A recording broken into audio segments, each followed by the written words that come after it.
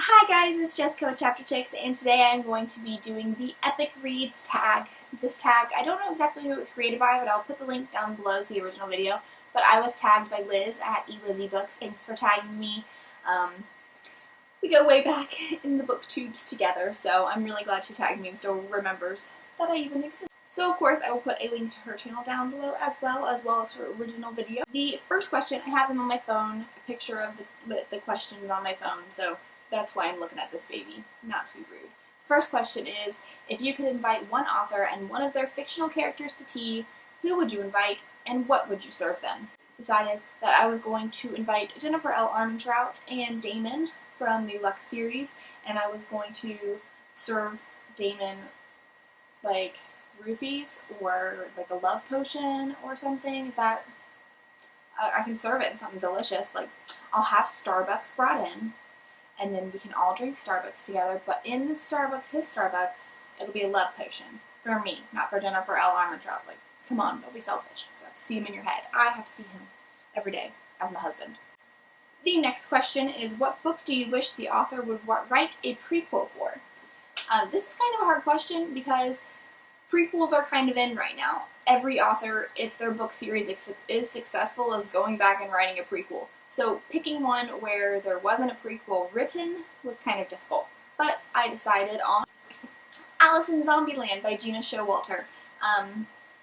This is not the first one, because I don't have it with me. I keep letting my friend borrow these books, and like she just is like hoarding them. I think she's trying to get her own collection from my collection. So yeah, I don't have the first one. This is the third one, The Queen of Zombie Hearts by Gina Showalter. I would love to see more from this series. I haven't read the last one yet, but I would love to see like the original the original zombie group that found and discovered, and even the guy that wrote the journal, if you guys have read the books, I would love to see a book from his perspective. So that's what I would love to see a prequel from. The next question is, which two characters, not from the same book, do you think would make a great couple? Now, I had a hard time with this one because when I'm reading a character or characters, I always just imagine them with myself. I always imagine myself as the main character girl, and the boys are all with me. So, can I do that? Can I have all my book boyfriends with me? And then that is the scenario? No? Well, if I can't do that, then I thought I would throw things out, mix things up a little bit, mix them up. And I wanted to pick Hermione from Harry Potter and Kale from Throne of Glass series. Again, this is the third one. I let my friend borrow the first two, and now this one's so lonely. I need to get my books back from her. I'm gonna go nuts. Yeah, I thought that it would be a really interesting pair. I thought that Kale would find lots of admirable qualities in Hermione, just her intelligence, her strongness. Granted, she is not as fierce in the fighting-wise as Selena, but girl can hold her own. And I thought that Hermione would find Kale really strong, and he's not as goofy as Ron, but let's face it, she belonged with Harry in the first place, so she wanted a more outgoing, but at the same time he's still quiet. It's just Kale is the perfect man. He's the perfect man. Hermione is the perfect woman. They belong together. I'm Hermione. Hi, I'm Kale. Let's be together. Okay. Oh god, I've been around a kid too long. The next question is, if you ran into your favorite author on the subway and could only say one sentence to them, who is it and what would that sentence be? One of my all-time favorite authors, obviously, is J.K. Rowling. She is like #1 on my to-meet list. Stephenie Meyer was #2, and I was lucky enough to do that, so maybe one day I'll meet J.K. Rowling. And I just want to say to her that, thank you. Thank you for writing the series that changed my generation.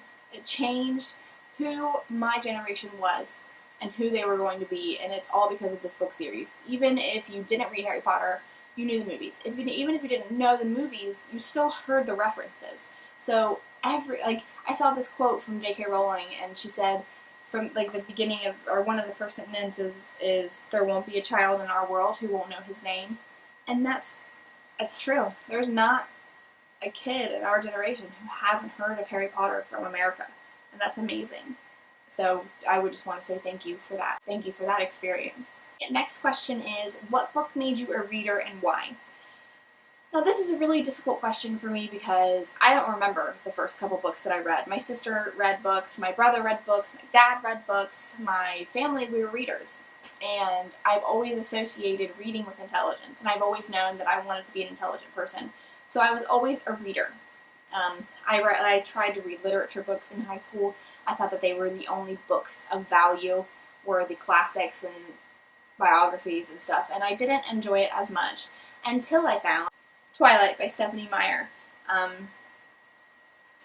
This book made me a YA lover, and being a YA lover made me read the amount and the genres that I read today. It made me give YA a chance, and because of that, and like my book is so torn up, look at it, like the back's falling off. Like, I've had so many people borrow this book, I've had other people write in it, other people underline things. It's just amazing. This book became a community after Harry Potter was gone. It gave us something to look forward to after Harry Potter and the Lord of the Rings movies and stuff were gone. So this book made me love YA. This book, I dedicate my reading to this book. And I know a lot of people who do the same. The next question is, Incendio, your bookshelf just caught on fire. Show us what book you would save. This was a very difficult decision between my Harry Potter book and my Twilight book. We had an interesting family situation when I was a lot younger. My dad would commute from New Jersey, where he had his legal license, and Ohio, where we lived, because my mom wanted to be closer to her family. So my dad was not around all the time when I was younger, but he always sent us the Harry Potter books when they were first released, and he would commute back and forth and all that stuff. But he would always make sure that when the Harry Potter books released, we got sent them. And this one has a "To Jessie Love Dad" written on the cover, which I used to hate. Like, why would you write on the cover? But no, I love it. I love that he did that. And he also wrote on the inside, "Return to Jessica" on July 21st, 2000, after she let Dad read this book. And I was 9 then, in that time period. And it's just crazy that this has been in my life that long. And it's just really nostalgic for me. But at the same time, I feel a lot of nostalgia towards this baby. And I think this is the one that I would have to save, because this one is signed by Stephenie Meyer. So, it's not even the right page. This one is signed by Stephenie Meyer. So the nostalgia, plus the autograph of the author, kind of makes it this one would be the one that I would save, but it's also the hardest to get to, so who knows. The next question is, which dystopian world would you want to live in if you had to choose one, and why? Ugh, it's awful. I don't want to live in any of the dystopian worlds. Like, they all suck. And like, the problem with them sucking right now too is none of them are even interestfully sucking. They just suck. They're just awful. It's just, you don't want to be there because it's boring and overdone, and it's the dystopian world. But because of that, I picked the book that made me love dystopia, and that is Divergent by Veronica Roth. I have yet to read Allegiant, but I know how it ends, and I'm just gonna say that I will be there. I'll be there for you. 1, 2, 3, 4. There's only one thing to do, 3 words for you. I love you for. And the last question, of course, is what is your most epic read of all time? For this, I didn't want to pick one of my go-to series.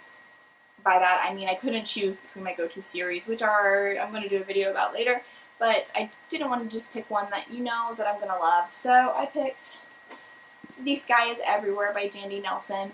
This is, aside from my big all-time favorite books, this is my favorite book, aside from the amazing ones. So, not that this one isn't amazing, that sounds bad, but there's the books that are up here, and then there are the books that are just not up there. And that's this one. It is just, it's touching my favorites, but it's just not there. I think because it's not a series, and I'm a series kind of gal. I like to have my characters around for a really long time. So, but this book is amazing, and I definitely recommend it to anyone who hasn't read it yet. I am Jessica with Chapter 6. That is my version of the Epic Reads tag. I hope you guys enjoyed watching it. Thanks, Liz, for tagging me. And I tag anyone who wants to do it. I'll see you guys later. Bye!